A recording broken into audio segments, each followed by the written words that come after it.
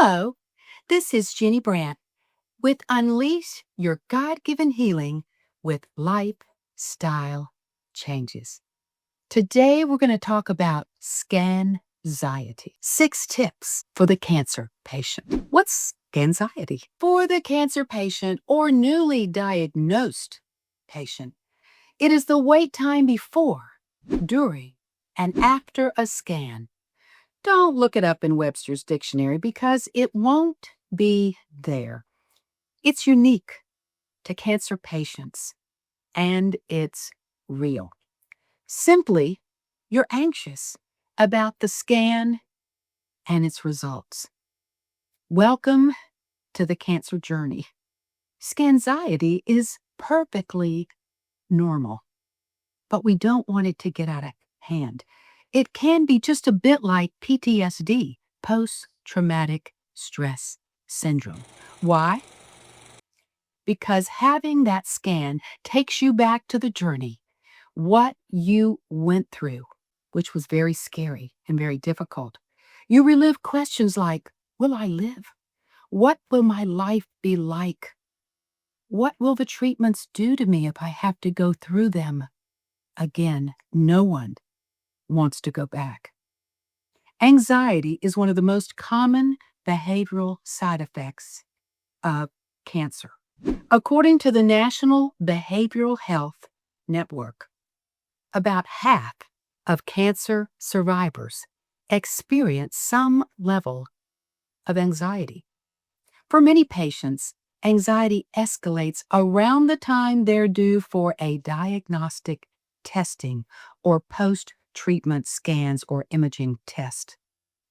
Symptoms of anxiety disorders may include shortness of breath, increased heart rate, sweating, restlessness, muscle tightness, lightheaded, faint, or dizzy feeling, nausea or trouble eating, and moodiness. Stress causes the body to release hormones that may increase heart rate, blood pressure, and blood sugar. The National Cancer Institute suggests that chronic stress may cause cancer to get worse and spread in cancer patients. Therefore, learning to manage stress in the cancer journey is key to surviving cancer, and that includes Scanxiety. So here are 6 tips for dealing with Scanxiety. Number 1, be thankful for the scan. Scans are a necessary part of the cancer journey.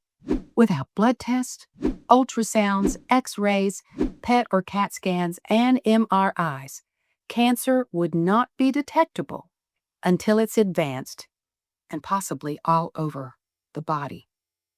Whether detecting cancer in the first place or monitoring its return, your doctors will be ordering these scans on a regular basis for one main reason: to catch any cancers early so that you have the best chance of survival.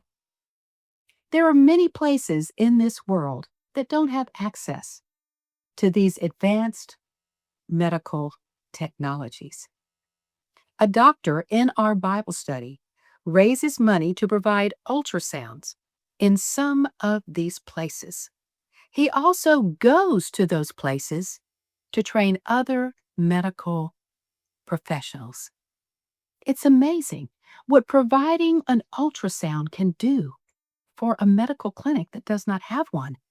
Cancer is all about catching it early. Of course, my website, blogs, and my YouTube videos are all designed to help you to prevent cancer in the first place. Number 2, order additional scans if available.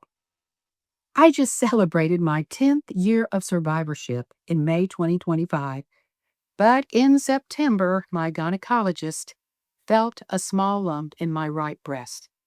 The only thing that kept me from going under with overwhelming scanxiety was knowing I had had an alternate scan just 6 weeks earlier called a thermogram. This scan uses an infrared camera to detect areas of inflammation and blood flow. It can detect thermal patterns in the breast that may warrant further investigation, such as blood flow collecting in a new area that might eventually feed a tumor. Without blood flow, a tumor simply can't grow. Although not currently paid for by insurance, I do one each year and I pay out of pocket. My previous thermogram, just 6 weeks earlier, showed all green in that breast, which gave me comfort and lowered my scanxiety. I also pay out of pocket for an ultrasound of each breast through a traveling service called HerScan. So here's my plan to curb my scanxiety. My doctor orders a 3D mammogram, blood work, and a physical exam each year. 4 months later, I have a thermogram. And 4 months after that, I had the ultrasound done by HerScan. I also do monthly self-checks on my breast. This helps prevent scanxiety in the first place. When I go for each scan, I know that up to 4 months ago, I've already cleared a previous scan. The peace of mind is worth it for me, especially since mammograms are not as accurate on me due to my having dense breast. And I was also diagnosed with an aggressive cancer that has a high chance of recurrence. The 2 scans that I order are highly recommended by both integrative and naturopathic doctors. Find out which scans or blood tests might be helpful for you. The cost of the thermogram, $189, plus the cost of the HerScan, $295, is well worth the peace of mind for me. And these 2 scans have no radiation or toxic chemicals. It was that previous thermogram that was my anchor in the storm after my doctor felt that small lump in my breast. Number 3, realize as a cancer patient, your doctor is going to treat you as high alert. I've had 5 cancer scares in the 10 years since my diagnosis. This recent scare was probably the worst because it was in the area near my first cancer. Last year, believe it or not, a tumor was found on my left ovary, only because my doctor was on high alert, knowing that my risk of ovarian cancer was higher than normal due to my previous diagnosis and the treatments I received. That tumor was immediately removed and thankfully was benign, but it could have eventually become cancer. I find comfort knowing that my doctors are being proactive. After estrogen blocking drugs for 5 years, chemotherapy, and immunotherapy, my ovarian atrophy only weakened the health of my ovaries. This diseased ovary would not have been found by my gynecologist if she had not been being proactive and on high alert. So consider that a good thing. Number 4, exercise to reduce anxiety. From the first moment I was diagnosed with cancer, my husband prayed over me that God would direct our steps and provide healing. The very next thing we did was to go out and take a brisk walk. The cancer diagnosis sets off a myriad of stress hormones, and exercise helps to calm them down. Exercise became one of my best ways to handle the stress of the cancer journey. And my practice of daily exercise also helped me to deal with the fears of these upcoming scans. Exercise is a great way to manage the stress caused by a cancer diagnosis or any upcoming scan. Number 5, a changed lifestyle reduces anxiety. My doctors were clear after my treatments were over that I am not promised tomorrow due to the aggressive nature of my cancer and the treatments used to arrest it. But I don't dwell on that. Instead, I consider each day a gift for me to serve God and to serve others, and I don't worry and fret about my cancer coming back because I know I've made many productive lifestyle changes. These lifestyle changes have improved my health in so many ways, but they also offer me some peace of mind in the post-cancer journey. Number 6, set your eyes on things above, not on earthly things.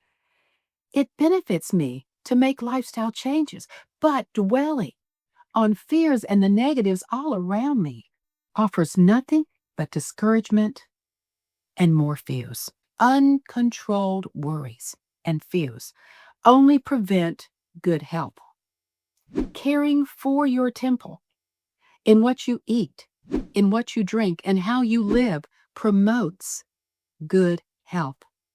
And Paul's words in Philippians 4:6-8 offers the antidote to Scanxiety and offers wisdom for those of us in the cancer journey as we strive to prevent recurrence. You know what he says. Do not be anxious about anything, but in every situation by prayer and supplication with thanksgiving, present your request to God.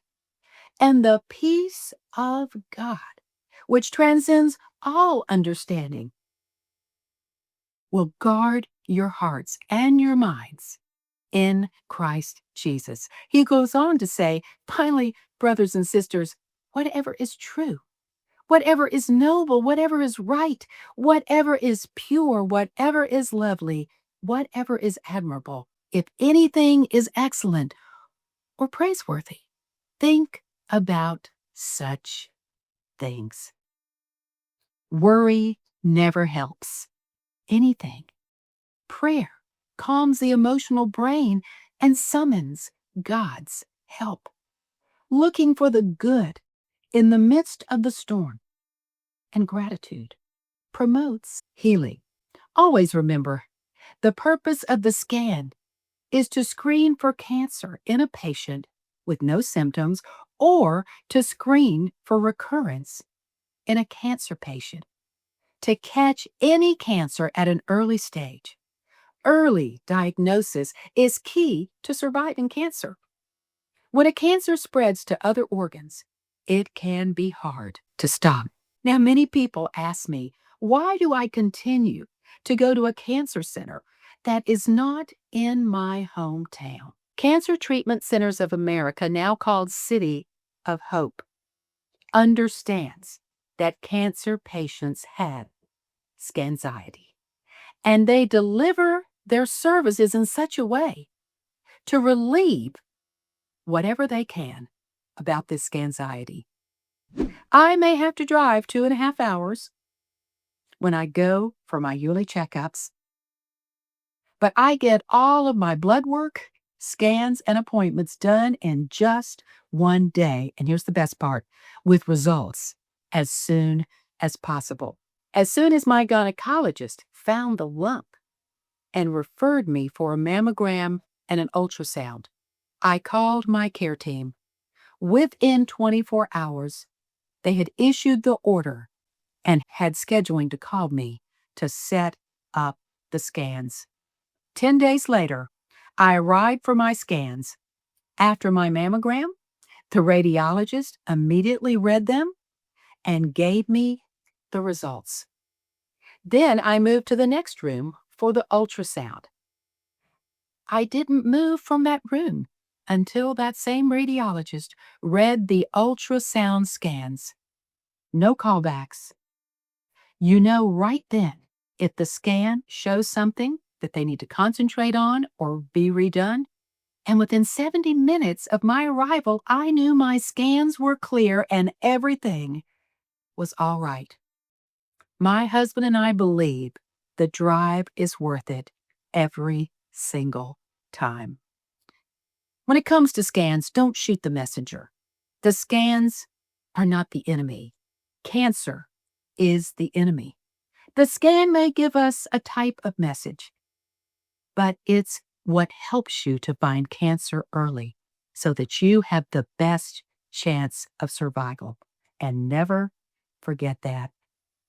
And I also can't forget to mention my husband, who continues to support me in this journey. Scanxiety is just as hard on the caretakers as it is the cancer patient. I hope this information has been helpful to you. I'm just being honest about what I have been through in the past few years, as Scanxiety can continue for many years. But these 6 ways will give you a way to handle it so it doesn't get out of control.